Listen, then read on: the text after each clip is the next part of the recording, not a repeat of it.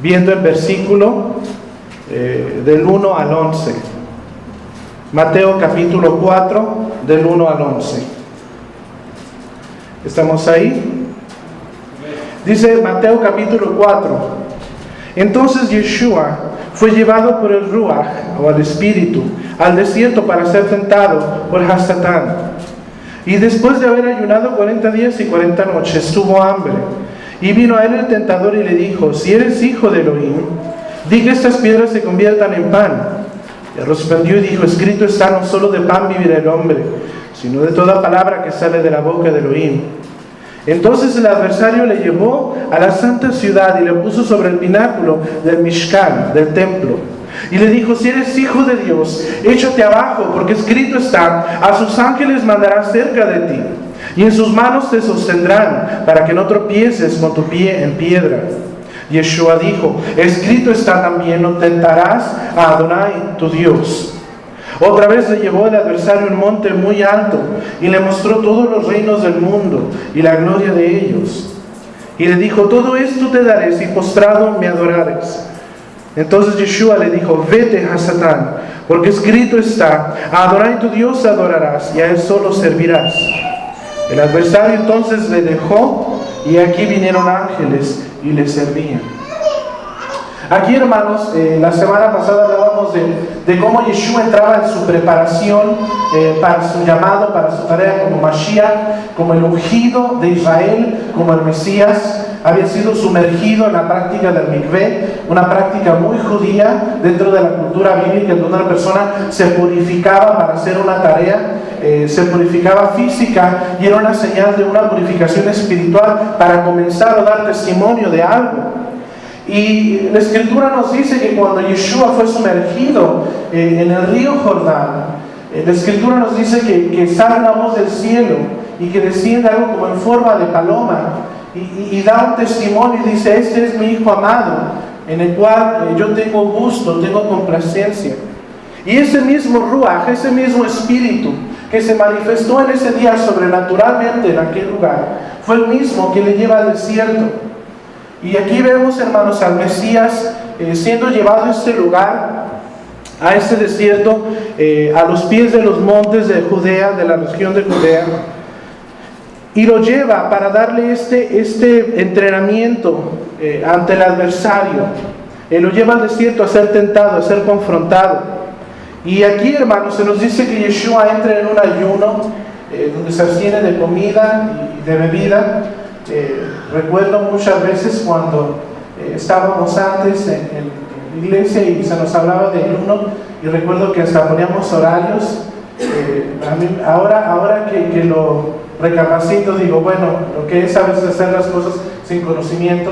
En el grupo de jóvenes ayunábamos 3 horas al día, porque era lo único que a veces podíamos aguantar, y era con agua y con jugo. Y ahora, hermanos, entiendo que bíblicamente un ayuno correcto y bíblico es de sol a sol, de tarde a tarde, sin agua y sin comida. Aquellos que hemos celebrado Yom Kippur nos hemos dado cuenta de lo que es realmente un ayuno en cuanto a bases bíblicas. Incluso su servidor tiene que, cada vez que se va acercando Yom Kippur, una semana antes, tengo que ir menguando el café, porque llega Yom Kippur y pues no tomo café. Incluso el año pasado, como ustedes saben, sufrí una deshidratación, porque incluso también me tuve que abstener de agua, algo que tal vez voy a tener que ir también modificando para preparar el cuerpo. El ayuno no es cualquier cosa, hermanos, es una preparación física y espiritual. Y es por eso que también la Escritura nos dice que muchos espíritus malignos o muchas cosas no se pueden manifestar si no hay ayuno y oración, porque es una disciplina espiritual. Y por ende, hermanos, aquí estaba Yeshua preparando su persona, ejerciendo su llamado como Mashiach. Y algo que me llama la atención, hermanos, es que cuando se habla de un ayuno de 40 días, no es algo completamente ajeno dentro de la cultura bíblica. Hay 2 personajes que incluso son muy centrales dentro de la cultura hebrea, que ayunaron 40 días y 40 noches. Uno de ellos fue Moshe. Incluso si vamos a una de las primeras citas, Éxodo capítulo 34, versículo 28, habla de que Moshe estuvo en el templo con Hashem y no consumió alimento ni bebida. Hay algunos comentarios que dicen que la razón por la cual Moshe pudo soportar es porque Hashem le daba maná. Esto está dentro de la tradición oral, la Torah no habla de ello. Yo creo que en ese momento Moshe estaba impregnado de la presencia divina y realmente podía entonces su carne soportar esto. Pero en Éxodo 34:28 dice, hablando de Moshe, y él estuvo allí con Adonai 40 días y 40 noches. No comió pan ni bebió agua. Y escribió en las tablas las palabras del pacto, los 10 mandamientos. Qué precioso, hermanos. Ahora entiendo cuando Yeshua dijo, no solo de pan vivirá el hombre. Me atrevo a decir que tal vez cada vez que Yeshua brotaba con cada uno de los mandamientos, el alma de Moshe se nutría en lo más profundo de su ser. Aparte de Moshe, también tenemos a Elías, un hombre que también duró en un ayuno de 40 días. Y esto está en Primera de Reyes, capítulo 19, versículo 8. Y en Primera de Reyes 19:8 dice, se levantó pues, hablando de Elías, se levantó pues y comió y bebió, y fortaleció con aquella comida, y caminó 40 días y 40 noches hasta Horeb, el monte de Dios, donde entra en confrontación con estos hombres y mujeres que afrentaban a Hashem y a Adonai en ese tiempo. Y aquí, hermanos, tenemos estos dos personajes, aparte de Yeshua, que practican este ayuno de 40 días y de 40 noches. Y hablando del personaje de Moshe, Moshe fue el profeta, fue el instrumento que Adonai usó para darnos la Torah. Lo hemos hablado muchas veces. Moshe es una tipificación, es una sombra del Mesías, de Yeshua, el que nos trae la Torah, el que nos trae el mandamiento. Pero curiosamente, hermanos, Elías es el primer profeta que se levanta dentro de Israel y le hace un llamado a los hijos de Israel. ¿Y cuál es ese llamado? Vuélvanse a la Torah. Dejen sus baales, dejen los dioses ajenos y vuélvanse al Dios de sus padres. Y qué curioso, hermanos, porque algunos otros profetas traían mensajes de restauración, algunos de exhortación, pero el primer profeta que se levanta en Israel da el mensaje de Teshuvah, da el mensaje de volverse a Dios, de volver a sus mandamientos, de dejar lo ajeno, de dejar lo mundano y volverse a Dios con todo el corazón. Incluso, hermanos, estos dos personajes se presentan en una etapa muy preciosa cuando Yeshua pasa por la transfiguración en aquel monte. ¿Por qué no vamos a Mateo, capítulo 17, del 1 al 6?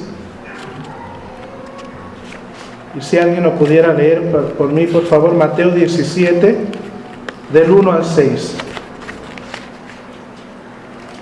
con voz audible.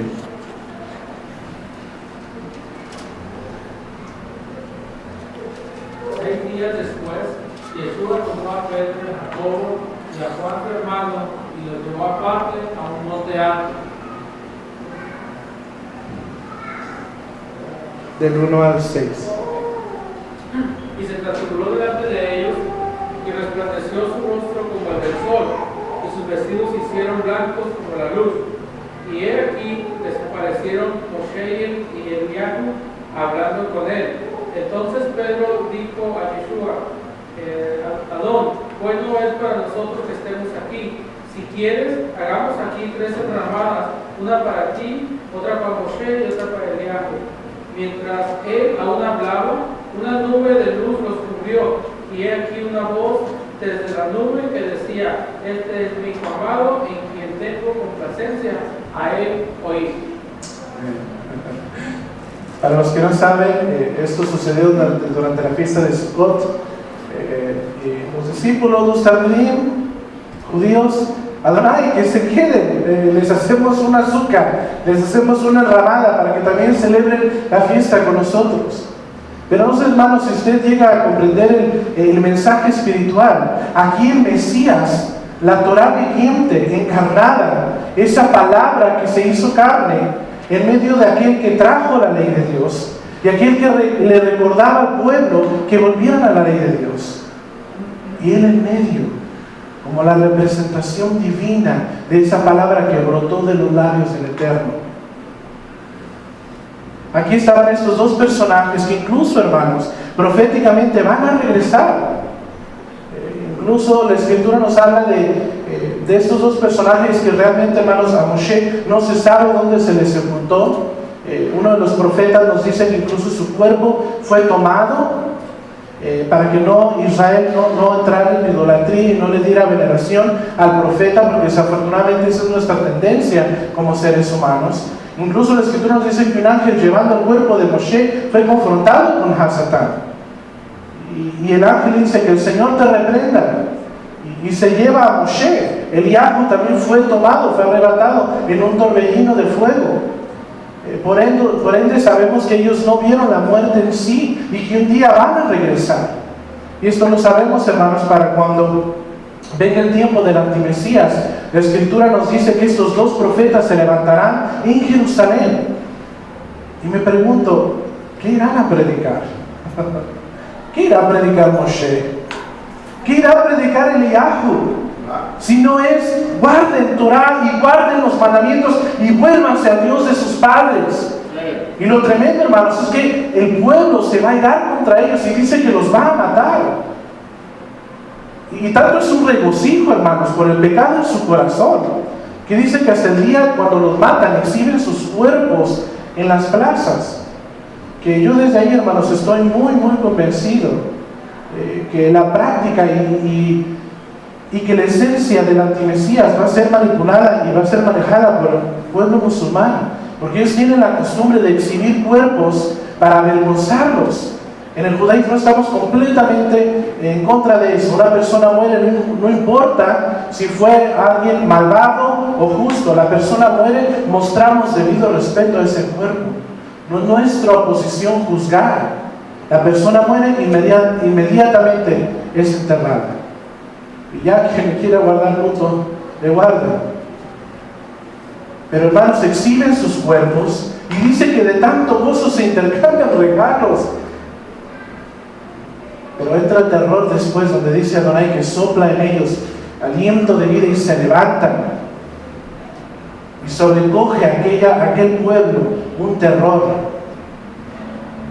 Pero más que nada, hermanos, yo creo que por el mensaje que ellos conllevaban, que era el mismo mensaje que escuchamos cada Shabbat: vuélvanse al Dios de sus padres.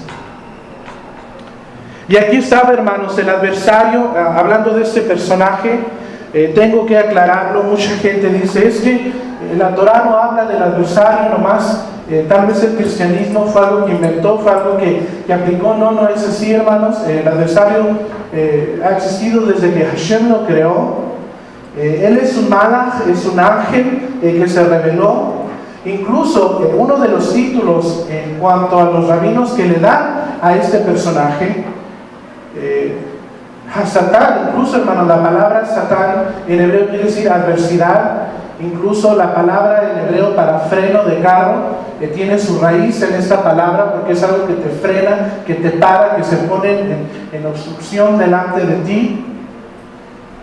Incluso hay ciertos pasajes que a veces se han confundido y se han malinterpretado, porque incluso hay versículos donde dice que Hashem se puso como adversidad en contra del pueblo, y usan el término Satán porque es un término de adversidad, algo que se opone. Y en este caso, hermanos, uno de los nombres que se les da a este adversario es el primer quebrantador de Torah. Uno de los conceptos que siempre se ha sabido es que Hashem es Dios y que fuera de Él no hay otro. Y ese ser quiso enaltecerse y quiso poner su trono delante del trono de Hashem. Hashem le dijo, ¿sabes qué? No. Y lo echa fuera. Fue el primer quebrantador de Torah. Y algo, hermanos, que a mí me aterra, dentro de la lingüística rabínica, se cree que aquellos conociendo la Torah y quebrándola, se dice que conllevan con ellos el espíritu de adversidad. Él se opone a todo lo que Hashem ha establecido. Él estaba en contra del plan de redención, hablando de Yeshua, primeramente para Israel y para el mundo entero. Y muchas veces, hermanos, puede surgir la pregunta, ¿por qué Adonai permitió que Yeshua fuera tentado, fuera confrontado por el adversario? Bueno, fue sumergido, como todo cohen, como todo sacerdote que debe de ser purificado en las aguas. Pero ¿qué tiene que ver en este caso, hermanos, el ser tentado por el adversario? Tenemos que entender, hermanos, que Yeshua, al venir a la tierra, ya no solo gozaba de su naturaleza divina, sino ahora estaba en una naturaleza carnal. Y es por eso que una de las primeras frases que el relato nos da es: y tuvo hambre. ¿Por qué tuvo hambre? Porque era carne. Incluso, hermanos, él lloró, sintió sueño, sintió cansancio. Y la Escritura nos dice que fue tentado en todo, pero nunca cayó en pecado por su naturaleza divina. Pero era necesario que se comprobara que este cuerpo, que ese instrumento en el cual habitaba, y estoy hablando de su cuerpo físico, en el cual habitaba esa naturaleza divina, pasara por una prueba. A este personaje se le considera como el acusador de la Neshama, el acusador del alma. Es el tentador, el seductor hacia el mal, en contra de Hashem. Incluso, hermanos, los sabios dicen que cuando Israel estuvo en el desierto y estaban esperando, ¿y a qué hora va a bajar Moshe? Ya van 20 días y no baja. ¿Qué va? ¿Se lo habrá comido un animal? O tal vez no llegó y se resbaló, se le rompió la sandalia y por allá fue a dar. Y empezaron, y ahí, hermanos, empezó la seducción. Tal vez ya no tienen Dios. Tal vez Dios los dejó aquí en el desierto para morir. Entonces, ¿qué hacemos? Hagámonos un Dios. ¿Quién nos sacó de Egipto el becerro? Hagámonos un becerro de oro y van con Ajarón. Pobrecito, y no, tartamudo, batallando. Tal vez diciendo, no, espérense. No, haznos un Dios. Y empieza, hermanos. Y me gustaría aclarar desde este momento, porque muchas veces, hermanos, hay confusión en cuanto a cómo este personaje puede operar o no. Y hay tres partes dentro de su función en la tierra. Y quiero que quede bien claro. Usted como hijo de Hashem, usted como guardador de Torah, usted como una persona que se está sometiendo a la voluntad de Dios, no tiene nada que andar haciendo con el adversario. Ni reprendiéndolo, ni atándolo, él está sujeto a Adonai. Y porque usted está sujeto a Adonai, Hasatán no le puede hacer nada a usted, a menos de que vaya con Hashem. Ahora, ¿qué pasa con los que están fuera de la cobertura de Hashem? Bueno, los goín, los de afuera, viven la consecuencia de su pecado, cuando ellos violan las leyes de la palabra de Dios, sufren consecuencias. Hay muerte espiritual, hay muerte física, hay muerte emocional cuando nosotros pecamos. Y ellos desafortunadamente sufren esas consecuencias. Nosotros también, hermanos, las sufrimos y llegamos a violar la ley. Y quiero que se aclare esto: cuando uno de nosotros llegamos a pecar, si hay misericordia, hay perdón, pero hay una consecuencia, y esa la tenemos que pagar, y esa es la ley del pecado. David tenía un corazón conforme a Adonai y pecó cuando mandó matar a aquel hombre, cuando deseó a aquella mujer, mandó a matar a su marido y después la tomó por esposa. Y después, cuando viene el profeta y le dice: hey, tú pecaste, tomaste esa oveja que le pertenecía a este hombre y no te era lícito. Y la palabra nos describe que David, hermano, se quebrantó y se arrepintió. Y no dudo que Hashem lo perdonó, pero hubo una consecuencia de ese pecado que no se puede detener, porque es la ley del pecado. Cuando nosotros pecamos, hay muerte. Y sí, hermanos, también el seductor puede venir a nuestras vidas y puede tratar de seducir. Y cuando uso este término, hermanos, es que cuando el adversario viene a nuestras vidas, no nos hace caer, nos seduce. Nos trata de seducir a querer caer en el pecado, a querer violar los mandamientos de Dios. Pero ya depende de nosotros. Y si tenemos los mandamientos de Dios en nuestro corazón, es decir, no, escrito está. Pero mi pregunta es, ¿qué hay dentro de nuestro corazón? Estamos diariamente llenándonos de la palabra de Dios. Estamos grabando la palabra de Dios en nuestros corazones para que cuando vengan a querer seducirnos con nuestra mala inclinación, ¿cómo vamos a luchar? No, pues Rabino, leí un versículo en Facebook y oí una predicación por ahí. Eso es bueno, pero es tu responsabilidad llenarte con la palabra de Dios. ¿Cómo pudo vencer Yeshua? Él era la Torah viviente. Y es un gran ejemplo para nuestras vidas, hermanos. Si nosotros queremos vencer la seducción de la adversidad y del pecado, tenemos que llenarnos de la palabra de Dios. La palabra de Dios debe de estar en nuestro corazón. Lo leímos en la parashá de hoy. Haré un nuevo pacto con ellos y pondré mis leyes en sus corazones. Gran noticia. Qué curioso que mucho se habla de aceptar a Yeshua en nuestro corazón. ¿Y quién es Yeshua? La Torah encarnada, la Torah viviente, ese verbo que se hizo carne. Y cuando nosotros realmente aceptamos a Yeshua, entonces estamos aceptando sus mandamientos. Y si le amamos, vamos a guardar sus mandamientos. Él es un instrumento también, hablando de este personaje, hablando de Hasatán. Él también es usado por Hashem para traer un castigo de muerte. El término, hermanos, a veces usted se puede preguntar de dónde viene el término diablo. El diablo viene de la palabra diabolos, en griego, que quiere decir alguien que es difamatorio o calumniador. En hebreo el término es Hasatán, el que crea aversión o adversidad, perdón. Algo que quiero aclarar es que él no es autosuficiente. Él no tiene un reino, Él no tiene autoridad. Él se somete a Adonai. Tengo que decirlo, pero hay veces que hay gente que le echa culpa al diablo por tantas cosas. Recuerdo una vez escuchando a una persona dando un testimonio y mi hijo y el diablo lo atacó y ¿qué andaba haciendo su hijo, hermano? Pues andaba tratando de cruzar ilegalmente al otro lado y lo agarraron los migras y el diablo lo quiso atacar. Ahí no fue el diablo. Si estás quebrando la ley de la tierra, no te estás sometiendo a la voluntad del Eterno y estás pecando. Muchas veces, hermanos, queremos culpar al diablo y el diablo no tiene la culpa, y menos con nosotros, porque si algo llega a él a hacer en nuestras vidas es porque él pide permiso. Y tengo que decirlo, familia, con toda la sinceridad en mi corazón, pero muchas de las veces cuando hay cosas negativas o cosas que a veces no entendemos, puede ser porque Hashem lo permite para enseñarnos algo, o a veces son consecuencias de lo que nosotros hacemos.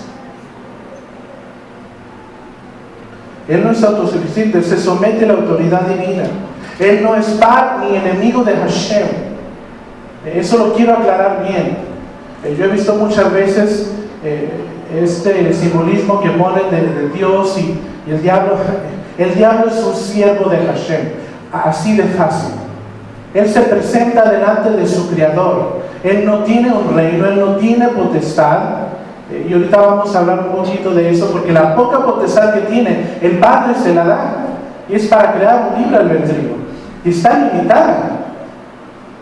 Entonces muchas veces, hermanos, hay tanta gente que le está dando tanto poder y autoridad cuando realmente no la tiene. Él es un siervo de Hashem. Hace mención bíblica, vamos a ver diferentes citas. Vamos a Ezequiel, si alguien pudiera, ir buscando Isaías 14. Si alguien más pudiera ir buscando Zacarías capítulo 3. En Ezequiel 28 nos habla de su caída, de cómo este personaje cayó del cielo, cayó ahora sí de la gracia de Hashem.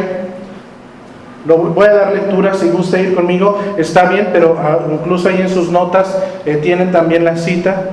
Ezequiel capítulo 28, voy a leer el versículo 1 y después me voy a brincar del 12 al 18. Dice el versículo 1 de Ezequiel 28: por cuanto se enalteció tu corazón y dijiste, yo soy un Dios, en el trono de Dios estoy sentado en medio de los mares.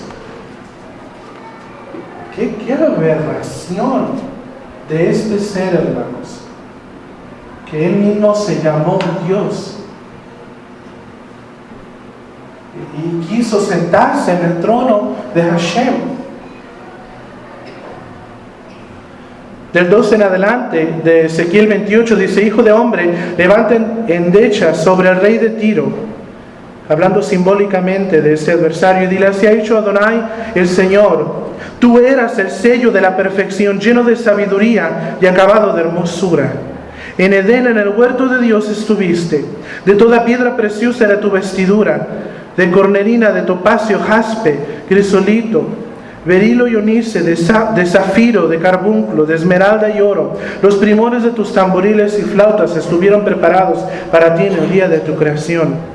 Tú, querubín grande, protector, yo te puse en el santo monte de Dios. Ahí estuviste en medio de las piedras de fuego, paseabas.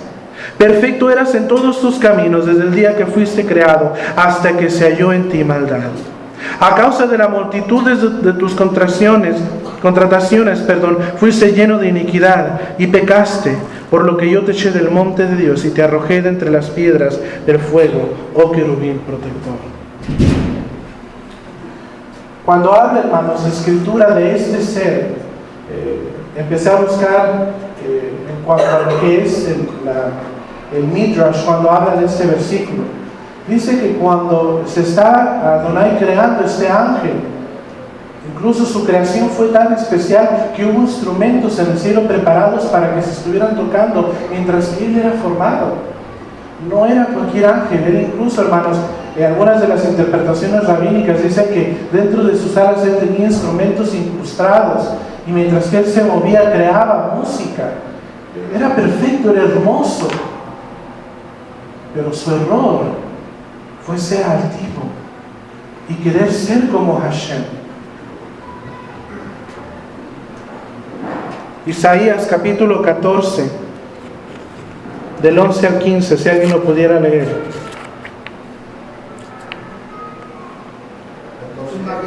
Isaías 14, del 11 al 15. Tu majestad ha sido arrojada al sepulcro, junto con el sonido de tus arpas. Duermes entre gusanos y te cubren las lombrices.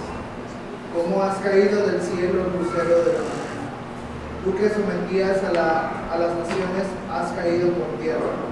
Decías en tu corazón: subiré hasta los cielos. Levantaré mi trono por encima de las estrellas de Dios. Gobernaré desde el extremo norte en el monte de los dioses. Subiré a la cresta de las más altas nubes. Seré semejante al Altísimo. Hashem nos libre. Algo que me llama la atención, hermanos, cuando en el versículo anterior hablábamos de que él estaba en el monte de Dios. Esto da una alusión a lo que pasó con Jacob. Hashem pone ciertos malach o malachim, ángeles, en la tierra para proteger ciertas regiones. No estoy hablando de guerra espiritual, estoy hablando de lo que Hashem hace y manifiesta en la tierra. Incluso, hermanos, a este ángel se le dio el privilegio de proteger a Sion, el monte donde una vez iba a estar el monte de Jerusalén. Es por eso, hermanos, que cuando mucha gente nos pregunta: ¿por qué ustedes mencionan tanto a Sion? ¿Por qué ustedes mencionan tanto a Jerusalén? ¿Por qué? Porque es el centro de la tierra, porque desde antes Hashem ya había escogido ese monte precioso para ahí establecer su gloria, para ahí derramar su presencia.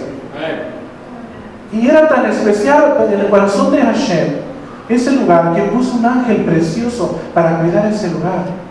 Incluso, hermanos, hay gente que cuando va quiere recolectar piedras de ese lugar porque dice que han sido santificadas con la presencia de Hashem. Y yo no lo dudo, hermanos, porque en la naturaleza tenemos la habilidad de poder hasta cierto momento o punto poder absorber la presencia de Dios. Y yo no dudo, hermanos, que cuando la gloria de Dios, cuando la Shejinah cayó sobre ese monte, si cayó en el monte Sinaí, hermanos, y tembló, cuando cayó en el monte del Sion, era porque ese monte ya había sido preparado desde antes para recibir la gloria de Dios. Y dice que estaba entre las piedras de fuego. Y me atrevo a decir que ese era el fuego de la santidad del Eterno, que ya moraba y mora en ese lugar hasta nuestros días.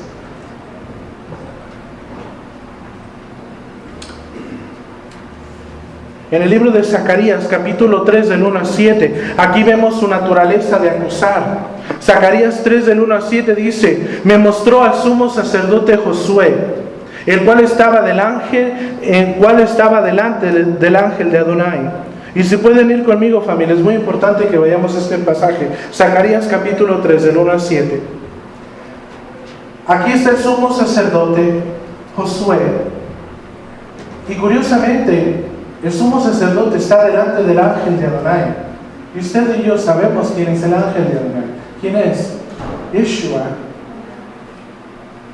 Y el sumo sacerdote representa a la nación de Israel delante de Dios. Una vez al año se presentaba el sumo sacerdote delante de Hashem para ofrecer sacrificio. Me mostró el sumo sacerdote Josué, el cual estaba delante del ángel de Adonai, y Satán estaba a su mano derecha para acusarle. Y dijo Adonai a Satanás: Adonai te reprenda, oh Satanás. Adonai, que ha escogido a Jerusalén, te reprenda.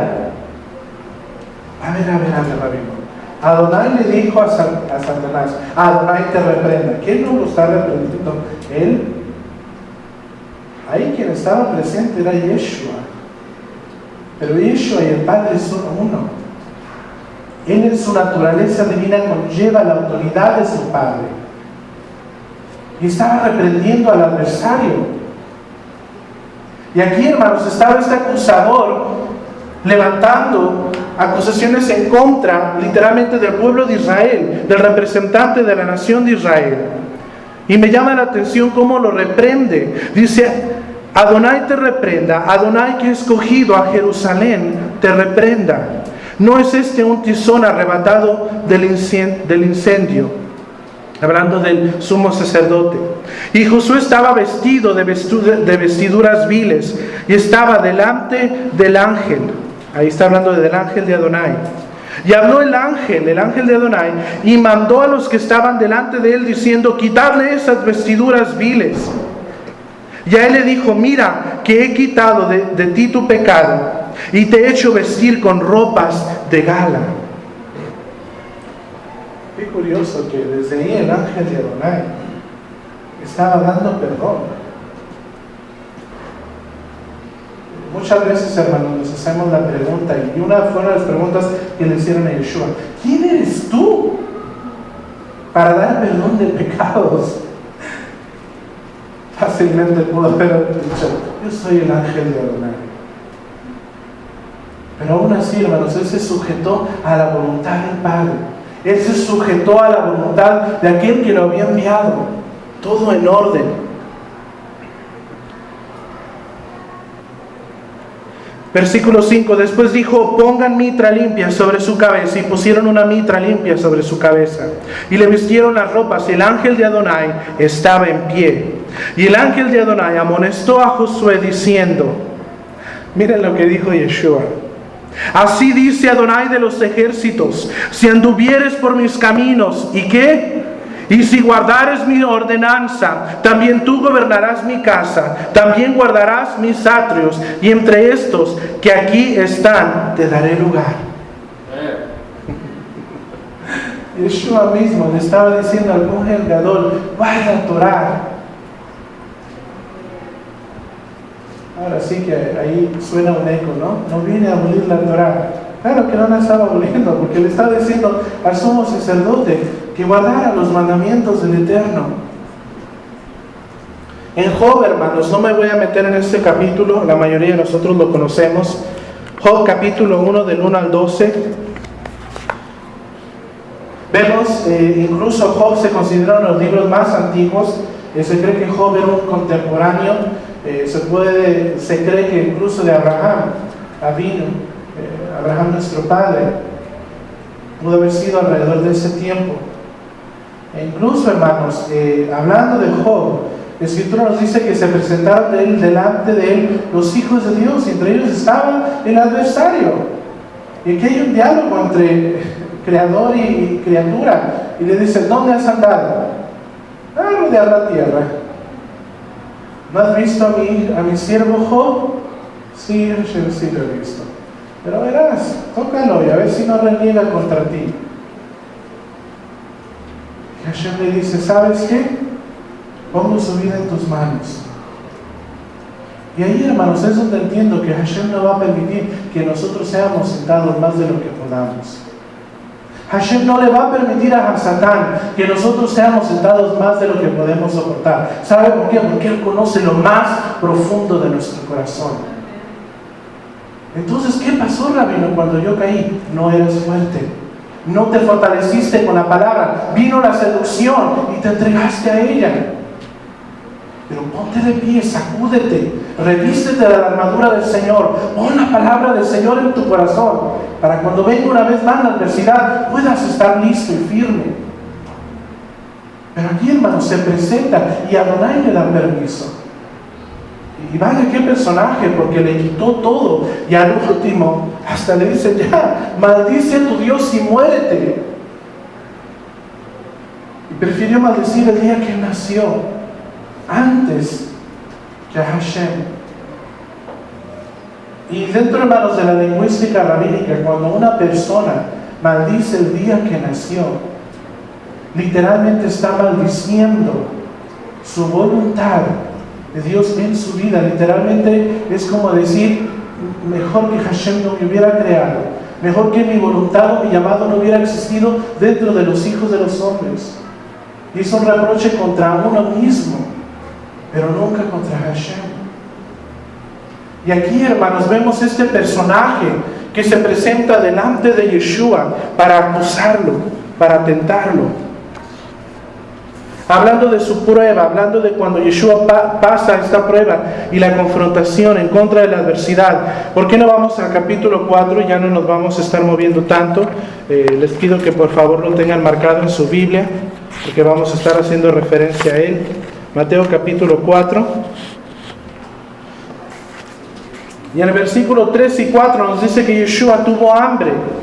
Y como les decía, ¿por qué nos dice esto? Porque obviamente Yeshua, como vimos, ya había tenido confrontaciones con Hasatán. Incluso, hermanos, el Talmud habla de que cuando en el relato de Job, cuando Adonai le da permiso a Satán, me estoy tratando de acordar el relato, cuando le da permiso para tocar a él, el malach de Adonai, el ángel de Adonai, le dice, déjame proteger su alma. Y fue uno de los bendiciones que pudo tener Job, de que tocó todo aquello que estaba a su alrededor, pero había una protección dentro de su alma, porque pudo tocar su carne, pero nunca su alma. Y qué precioso, hermanos, que desde un principio, Yeshua, dentro de la eternidad, Él estaba ahí para proteger nuestra alma. Y ha estado y está cada vez que se presenta delante del Padre por nosotros.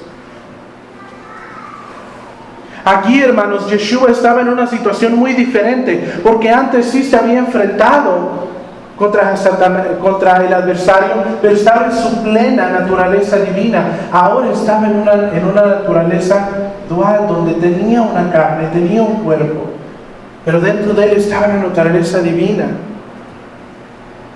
Y aquí viene y le dije, si eres hijo de Elohim, si realmente eres quien, aquel espíritu que se derramó sobre ti cuando tú sumergiste, si tú realmente eres el Hijo de Dios, come.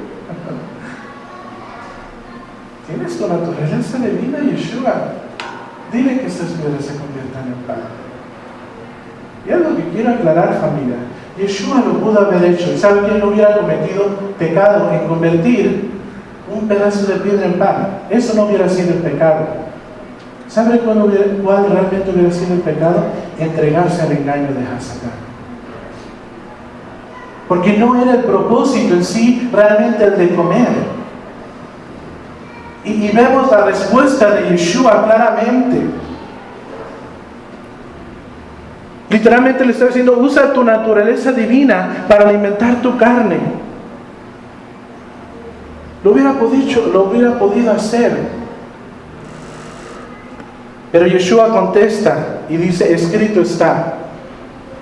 En Deuteronomio 3:8.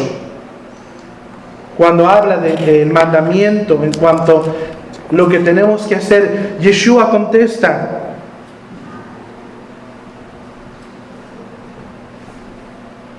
Versículo 4. Él respondió y dijo: escrito está, no solo de pan vivirá el hombre, sino de toda palabra que sale de Dios. En Deuteronomio capítulo 8, versículo 3, dice: y te afligió y te hizo tener hambre y te sustentó con maná, comida que no conocías tú ni tus padres la habían conocido, para hacerte saber que no solo de pan vivirá el hombre, mas de todo lo que sale de la boca de Adonai vivirá el hombre. Y discúlpenme, familia, si no es 8.3, es 3.8, pero creo que es 8.3. 8.3, gracias. Necesito un poquito más de café. Solamente cuando está escribiendo la cita. Bueno, les digo, no hubiera sido pecado, familia, que Yeshua hubiera convertido. Pero aquí a Satán estaba tratándolo de tentar. Y Yeshua contesta: escrito está. Escrito está en Efesios, escrito está en Romanos, escrito está en Gálatas. No, escrito está en la Torá. Mateo, Marcos, Lucas, Juan todavía no existían y todavía faltaba buen rato para que existieran. Romanos, Hechos y Apocalipsis, mucho más tiempo. Yeshua se defendió con la Torá. Escrito está. El Mesías, el ungido de Adonai, totalmente depende del Padre Celestial en todo, para no rebajarse, usando su naturaleza divina en contra de la suprema voluntad de Hashem. ¿Qué significa esto, hermanos? Que Yeshua estaba siendo tentado y en ese momento se estaba preparando espiritualmente para su llamado. Pero curiosamente, hermanos, cuando Yeshua iba a hacer algo en la tierra, cuando Él iba a manifestar algo dentro de su habilidad, con su naturaleza divina, Él no lo hacía si el Padre no se lo ordenaba, o Él no lo hacía si no estaba dentro de la voluntad del Padre. Hijo, ya no hay vino en la fiesta, ándale, convierte el agua en vino, es tiempo. No, él estaba, hermanos, sometido en su tarea como Mesías al llamado del Padre. Él mismo dijo: yo no hablo mis palabras, sino las que el Padre me da. Y esto, hermanos, nos habla de una sujeción que aún Él no se aferró a su posición como Mashiach, como el ungido de Adonai, sino que nos dio el mejor ejemplo de estar sujetos al Padre en su voluntad.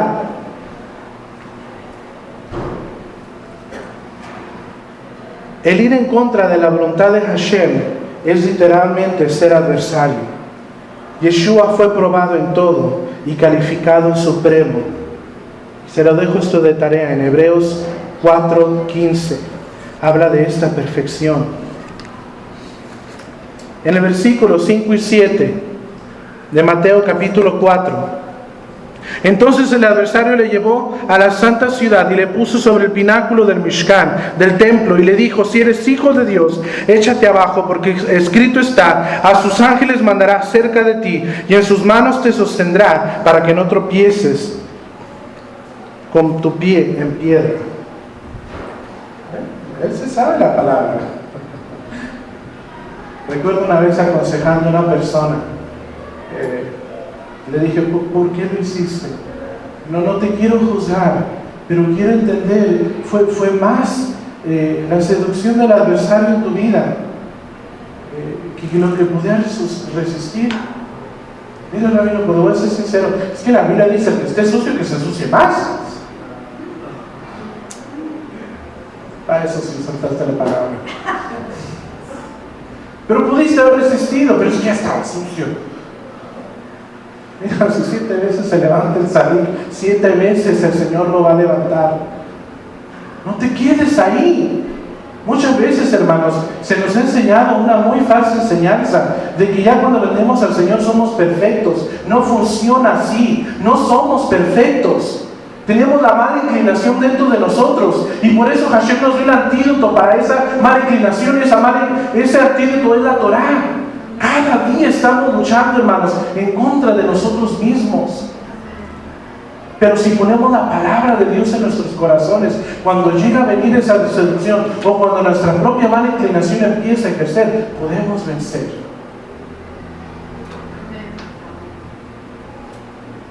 Aquí estaba y le decía, échate. Estaba en el pináculo del templo. Algo que me sorprendió, hermanos, es que en el 1969 se encontró una piedra que incluso estaba labrada con un tipo de oro y de incrustación diferente de la que existía en ese tiempo en Israel. Para los que no saben, no tienen una imagen, me hubiera gustado tener una imagen del Mishkan, pero en una de las esquinas del templo, los Kohen Gadol, los sumos sacerdotes, subían y sonaban la trompeta para convocar al pueblo de Israel a las ofrendas de las fiestas. Y en 1969 se encontró una piedra con una inscripción que decía, en lugar de tocar bocina, para, y ya después no encontraron el resto de la oración, pero muchos de los historiadores decían, esa es la piedra que era el fundamento de ese lugar, de la esquina del templo, en donde los sumos sacerdotes se subían y tocaban la trompeta para convocar al pueblo. Y eran los lugares más altos del templo. Incluso, por eso, no sé si algunos de ustedes tienen la imagen del último templo que hubo en el tiempo de Yeshua, pero tenía una rendija, como una corona, en la parte de arriba. Y si no tienen la imagen de ese templo, después de Shabbat, métanse a Google y pongan el templo en el tiempo de Yeshua, y el templo tenía como un tipo de corona de oro alrededor, como rendija, y era para que los sacerdotes no se cayeran. Y ahí, hermanos, se podía espectacularmente ver el templo y a todo Israel viniendo al monte del Sión a alabar a Dios. Y desde ahí se tocaba la trompeta. Y algo que me llama la atención, en una de las versiones del Talmud, en la sección de Peshkita Rabayit, en la parte 36, habla, hermanos, de este lugar. Y miren lo que dice, me sorprendió. Refiriéndose a este lugar donde se sonaba la trompeta encima del templo, dice: nuestros sabios han transmitido que cuando el rey Mesías aparezca, él vendrá y se pondrá de pie en el techo del templo y le proclamará a la nación de Israel y dirá a los humildes: el tiempo de vuestra redención ha llegado. Yeshua, hermanos, estaba en un cuerpo. El adversario es un espíritu, pero Yeshua estaba en cuerpo. Y yo no dudo que tal vez algunos de los adoradores que estaban allá abajo voltearon arriba, pudieran haber creído que era un sumo sacerdote. Sí lo era, porque era Yeshua. Pero qué precioso, hermanos, que aún dentro de los escritos judíos nos hablan de la profetización de Yeshua, el Mesías, como el Mesías. Aquí, hermanos, se podían contemplar las multitudes de adoradores. Hubiera sido un gran lugar para un espectaculoso milagro. Y aquí el adversario dice: échate. ¿Acaso a sus ángeles va a mandar a que te cuiden? Usa parte del Salmo 91:11, pero lo usa para trastornar y engañar. La palabra y el contexto del Salmo, hermanos, es de confiar en Él. Pero tentar o probar a Hashem es parte de no confiar en Él. El que plenamente confía en Hashem nunca se atrevería a probar la veracidad de sus promesas. Yeshua contesta con el versículo 16 del capítulo 6 de Deuteronomio.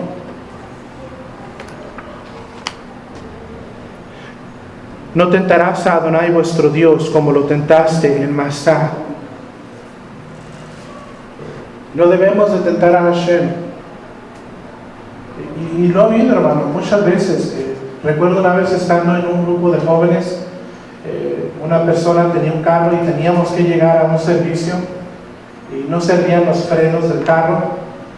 Ahorita yo me voy, el Señor me va a guardar. Y todo así como que, no confían en Dios. Pues sí confiamos en Dios, pero no tiene frenos el carro. Pero es que Dios nos va a guardar. Y ahí, hermanos, entendí que al menos que Hashem te esté diciendo: súbete al carro y vete. Si tú audiblemente oyes la voz de Hashem, no te detengas en obedecer. Pero no podemos tentar al Señor nuestro Dios. No pudo, hermano, ni 2 cuadras como ser estampado con otro carro. No podemos tentar al Señor. Ahí realmente, hermanos, no confiar en el Señor. Yo creo que tal vez a algunos le prueban realmente porque no lo conocen. Con eso terminamos, versículo 8. Otra vez le llevó el adversario a un monte alto y le mostró todos los reinos del mundo y la gloria de ellos, y le dijo: todo esto te daré si postrado me adorares. Entonces Yeshua le dijo: vete a Satán, porque escrito está: a Adonai tu Dios adorarás y a él solo servirás. Y el adversario entonces le dejó, y aquí vinieron ángeles y le servían. Le llevó a un monte alto, incluso aquí el texto dice, y le llevó a otro monte. ¿Por qué? Porque Sión es un monte. Aquellos que han tenido el privilegio de poder ir a Jerusalén han podido ver que Sión está literalmente en una elevación dentro de la ciudad. Y aquí, hermanos, el adversario le ofrece los reinos de la tierra y sus glorias. Y aquí es donde, hermanos, donde quiero aclarar, Satán, el adversario, tiene una potestad sobre la tierra espiritualmente hablando, no física. Él no es dueño de la tierra, Adonai es reino de la tierra. De él es el mundo y su plenitud y de los que en él habitan. Pero Satán sí tiene una potestad que Hashem le ha dado dentro del ambiente espiritual. Porque todavía no se establece el reino de Dios aquí en la tierra. Ahorita él tiene el poder de poder tentar a la gente y reducirla como a él bien le plazca. El adversario tiene la potestad del mundo, espiritualmente hablando, dada con el permiso del Eterno para crear un libre albedrío. Mas los reinos de la tierra y el reino son legítimamente del Mesías, y Hashem se los entregará en su momento y en el mundo venidero. Y cuando haya suprimido Yeshua al enemigo, entonces Yeshua regresará al reino del Padre. Y quienes quieren estudiar un poquito de esto, pueden hacerlo en 1 Corintios, capítulo 15, del 23 al 24. El adversario quería tentar su lado humano, quería entregarle los reinos ya. Un día, hermanos, cuando Yeshua descienda, cuando Adonai dé la orden, porque muchos a veces se les olvida eso, que ni Yeshua ni los ángeles del cielo saben cuándo Él va a descender a establecer su reino sobre la tierra. Cuando Adonai decida que su reino, que su justicia se va a establecer en la tierra, Él va a mandar a Yeshua. Yeshua va a establecer el reino por el milenio. Y después que subyugue al enemigo, después será destruido eternamente y le entregará el reino al Padre y se establecerá por toda la eternidad en la tierra. Pero aquí a Satán, el adversario, le estaba queriendo entregar algo que legítimamente iba a ser suyo, pero no en ese tiempo. Todavía no era la voluntad de Adonai que Hashem reinara sobre toda la tierra. Y a Satán le siente y le dice: mira, yo te lo doy ahorita ya, pero póstrate y adórame, date a la adversidad. Y Yeshua saca otra vez su pergamino y le dice: escrito está, solo al Señor adorarás y solo a Él servirás. Esto se encuentra en Deuteronomio 6:13 y vemos ejemplo de esto en Éxodo 20. Después, hermanos, vemos esa frase célebre: y el adversario entonces le dejó. Aquí, hermanos, está un gran ejemplo para nuestras vidas. ¿Por qué no nos ponemos de pie? Cuando nosotros resistimos a la adversidad con la Torah, con la palabra de Dios, nosotros vencemos. Usted quiere vencer esas cosas que a veces no puede. La vida es que usted no entiende. Yo a veces caigo en el mismo hoyo, con el mismo pie, con la misma piedra, y yo ya no sé qué hacer. Soy carne y vengo delante de Hashem. Empápese de la palabra de Dios. Una de las razones, hermanos, por las cuales Israel podía presentarse en santidad era porque se envolvía en la palabra de Dios. Por eso dice: medita en ella de día y de noche. Tengo que decirlo, hermanos, pero a veces he confrontado a gente que viene conmigo y me dice, ¿sabes qué? Estoy pasando por unas luchas y por unas pruebas, rabino, que tú no tienes idea. Y mi primera pregunta es, ¿cuándo fue la última vez que abriste la Biblia? ¿Cuándo fue la última vez que te empapaste de la palabra de Dios? Que te despertaste deseando leer la palabra de Dios. Que no cerraste tus ojos ni pusiste tu cabeza en la almohada de tu cama hasta que leyera la palabra de Dios. Sed santos porque yo soy santo. Lo mirábamos la semana pasada, pero no vamos a entender la santidad hasta que nos completamente empapemos del manual de la santidad, que es la palabra de Dios. Cuando resistimos la adversidad con la Torah, vencemos. El adversario sigue tentando y sigue tratando de engañarnos. Nuestra tarea es de resistir al adversario. ¿Cómo? Obedeciendo y haciendo su voluntad en su palabra. Muchos hermanos en nuestros tiempos se agarran atando, reprendiendo, decretando. Ese no es nuestro llamado. Nuestro llamado es resistir con la palabra de Dios. Que la próxima vez, hermanos, que seamos tentados tal vez a mentir, nosotros podamos decir, escrito está. No, Robin, no puedo hacer eso porque no sé ni dónde está escrito. Pues búsquenlo y apréndaselo. Ay, están $5. No sé de quién son, pero no robarán. Que pueda decir, escrito está, no robarás. ¿Y cómo vas a ver si está escrito? Lee la palabra de Dios. Ponla en tu corazón. Medita de ella de día y de noche. Es por eso, hermanos, que parte central de nuestro servicio es la palabra de Dios. Y Yeshua fue el ejemplo primordial. No vamos a poder vencer si no tenemos la palabra de Dios en nuestro corazón. Avinu Shabbat Shabbat. Padre que moras en los cielos, yo te pido, Adonai, yo te suplico, en el nombre de Yeshua, que impregnes nuestro ser en esta mañana, en esta tarde, con un hambre y una sed por tu justicia. Que seamos un pueblo, Señor, entregado al amor de tu palabra. Que nuestro pan, Señor, sean aquellas palabras que brotaron de tus labios. Que lo más dulce, Señor, a nuestro paladar sean las palabras de sus santos profetas. Y que nuestro anhelo, Señor, y nuestro tesoro sea ese pan que ha descendido del cielo como tu palabra viva. Adonai, yo te ruego, yo te imploro que nos des el carácter y la mentalidad de buscarte con todo lo que somos, aún, Señor, cuando no lo queremos hacer. Que seamos un pueblo disciplinado para entregarnos a tu palabra, para poder vencer cualquier obstáculo en nuestra vida, para poder servirte, para poder amarte, para poder exaltar y glorificar tu nombre. En el nombre de Yeshua, nuestro Mesías. Amén y amén.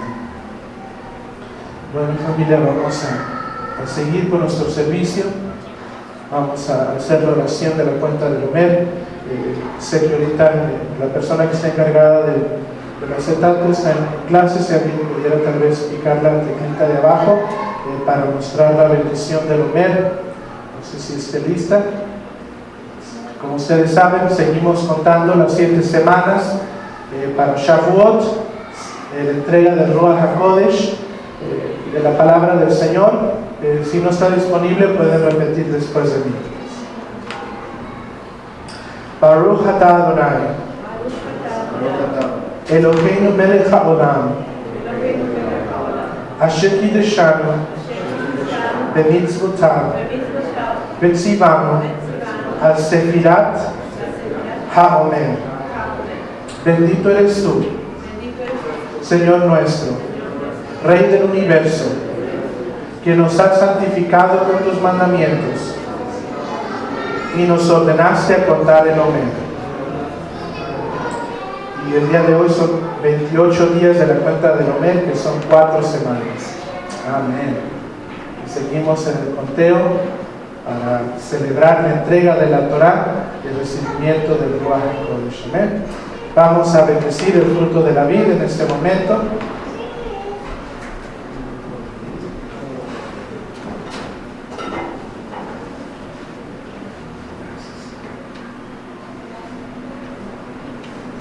Baruch atah Adonai Eloheinu melech haolam borei uriach hagafe. Amén. Bendito eres tú, Dios nuestro, Rey del universo, Creador del fruto de la vida. Lejano.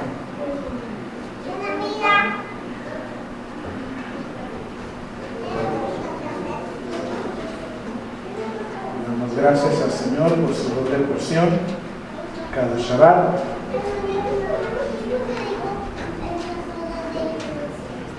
Levíticos 2:13 dice: salvarás con sal toda ofrenda que presentes, y no harás que falte jamás de tu ofrenda la sal del pacto de tu Dios. En toda ofrenda tuya ofrecerás sal. Baruch atah Adonai Eloheinu melech haolam hamotzi lechem min haaretz. Amén. Bendito eres tú, Dios nuestro, Rey del universo, que hace salir el pan de la tierra. Amén. Y antes de nuestro Big Bang, familia, si tomó Sidur, lo puede regresar en la parte de atrás. Recordemos la ofrenda que vamos a recolectar en este día, y ya verse su programa para estar recordándose sobre los diferentes anuncios. Amén. Big Bang, Big Bang, Big Bang, Big Bang, Big Bang, Big Bang, Big Bang. Shabbat Shalom, Shabbat Shalom, Shabbat, Shabbat, Shabbat, Shabbat Shalom, Shabbat Shalom, Shabbat Shalom, Shabbat, Shabbat, Shabbat, Shabbat.